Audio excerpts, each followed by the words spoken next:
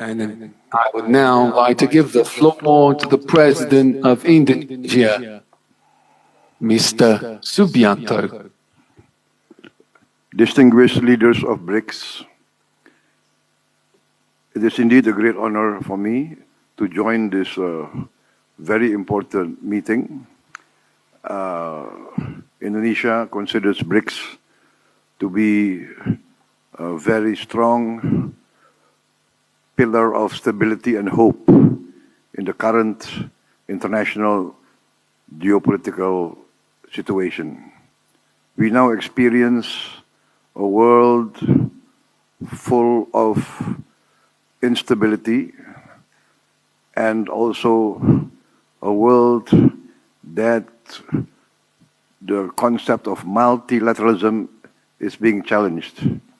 I fully support the opinions of the preceding speakers, the distinguished President of Brazil, the distinguished President of China and Egypt. BRICS now is more than 55% of world population. We are more than 40% of global GDP. BRICS has the biggest economies, biggest countries in population, biggest markets, countries with large natural resources, critical resources. Therefore, BRICS is emerging as a pillar of strength. So Indonesia supports the continuation. Indeed, we must continue and work closer together. We must consult each other more. I fully support the concepts given forward by the distinguished President of the People's Republic of China. We must uphold openness. We must exactly to continue this close coordination and cooperation. In this present world of uncertainty, of double and even triple standards, where international law is being daily ignored, where might makes right, where little countries with less power are being intimidated, threatened, bullied, where trade and finance become weapon. We consider now this is the time that BRICS must continue to evolve. We fully support the initiatives taken. We commend the leadership of President Lula, and Indonesia is committed to working closer with all the BRICS countries. Thank you very much.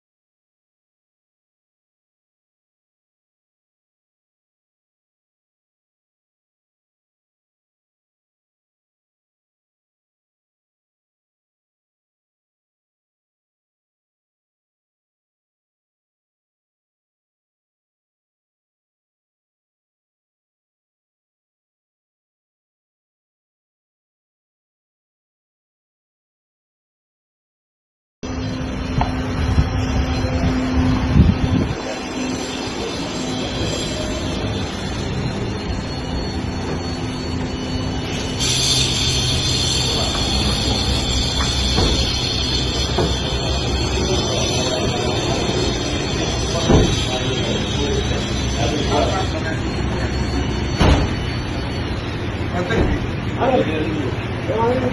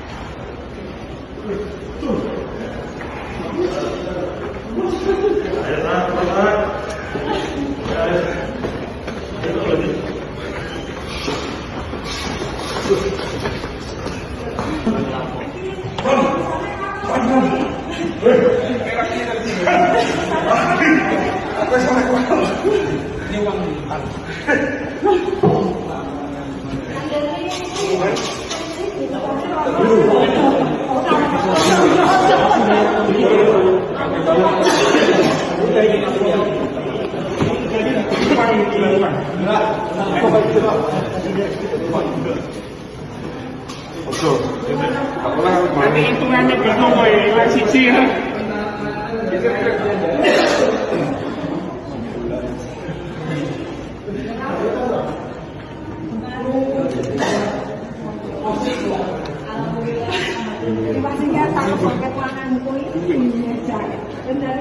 Ambil video supaya ini.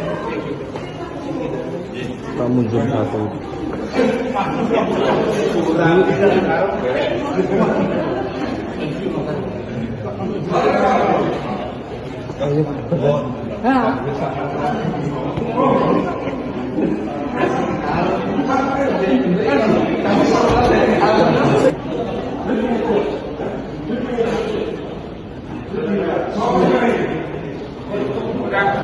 Pada hari Senin, tanggal 8 September 2025, tim Resmob Polresta Surakarta bersama dengan Resmob Jatanras Polda Jawa Tengah berhasil mengamankan satu orang pelaku tindak pidana pencurian, salah satu uang bank berjumlah 10 miliar, dan 2 orang diduga yang menerima aliran dana.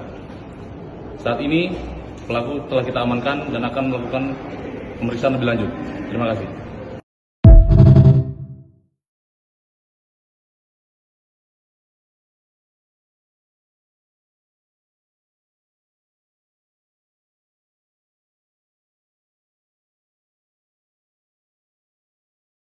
Inilah pidato Presiden Senegal yang mengguncang dunia. Nama Bassirou Diomaye Faye. Presiden baru Senegal yang dilantik pada April tahun lalu ini belakangan menjadi sorotan karena pernyataannya yang begitu menyentuh hati. Melalui pidatonya, dalam pidato tersebut, ia mengungkap, "Saya tidak ingin foto-foto saya ada di kantor kalian, karena saya bukan dewa, bukan pula ikon, tetapi saya adalah pelayan bagi bangsa. Sebaliknya, pajanglah foto anak-anakmu, hingga kamu akan melihatnya setiap kali hendak mengambil keputusan. Dan jika godaan untuk melakukan kejahatan seperti korupsi muncul, perhatikan baik-baik foto keluargamu, dan tanyakan pada diri kalian sendiri, apakah mereka pantas menjadi keluarga pencuri yang telah mengkhianati bangsa." Indonesia nggak akan jadi negara maju. Masa iya sih, Cis? Coba kita simak argumennya, Cis, ya. Indonesia itu nggak akan jadi negara maju. Jadi kalian nggak usah ngimpi kita bakal jadi negara maju, karena itu nggak mungkin, mustahil ya. Saya punya argumen untuk itu. Jadi sebelum kalian marah, dengarkan dulu argumen saya. Indonesia kan menganut sistem demokrasi, di mana yang paling banyak dipilih itu yang menang, gitu. Oke. Nah, yang jadi masalah adalah apa alasan masyarakat dalam memilih seseorang? Apakah karena kecerdasannya? Apakah karena public speakingnya bagus? Apakah karena visi misinya yang bagus? Enggak. Bukan itu alasan masyarakat memilih. Jadi, yang saya perhatikan, kalau ada sosok yang viral, masyarakat suka. Ada sosok yang lucu, masyarakat suka. Ada sosok yang seru, masyarakat suka. Nah, yang paling disukai oleh masyarakat apa? Amplop serangan fajarnya tebal. Lucunya apa? Sudah menerima amplop serangan fajar dan dipilih, rakyat masih mengharapkan bahwa orang yang ngasih serangan fajar itu tadi akan amanah. Kan konyol. Mereka ingin dipilih dengan cara nyogok kalian, tapi kalian berharap dia bisa amanah dalam mengemban tugasnya. Ya nggak mungkin lah, Oneng. Kalau mereka nyogok kalian supaya kalian nyoblos mereka, sudah pasti motivasinya jelek. Paham nggak sih? Nah, ini nggak dipahami oleh banyak masyarakat.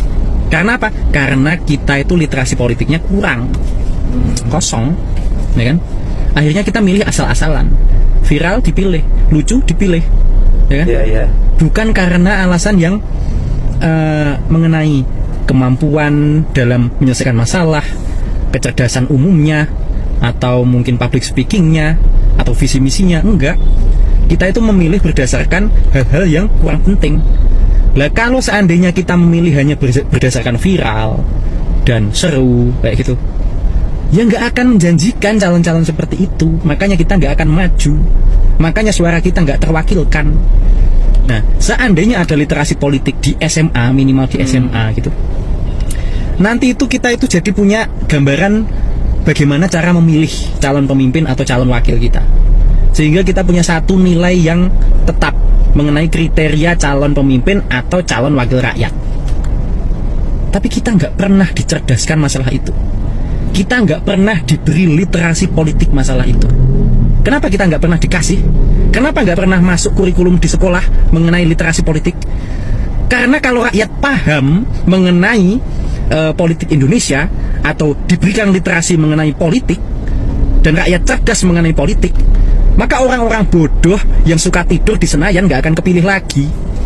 Artinya apa? Kita ini disetting bodoh supaya mudah dikendalikan, supaya amplop serangan fajar itu tetap laku. Lah kita itu memang disetting miskin. Kita itu memang dipaksa tetap miskin. Kalau kita semua ini kaya, bayangkan aja pendapatan kita itu 100 juta per bulan. Semua rakyat Indonesia punya pendapatan 100 juta per bulan.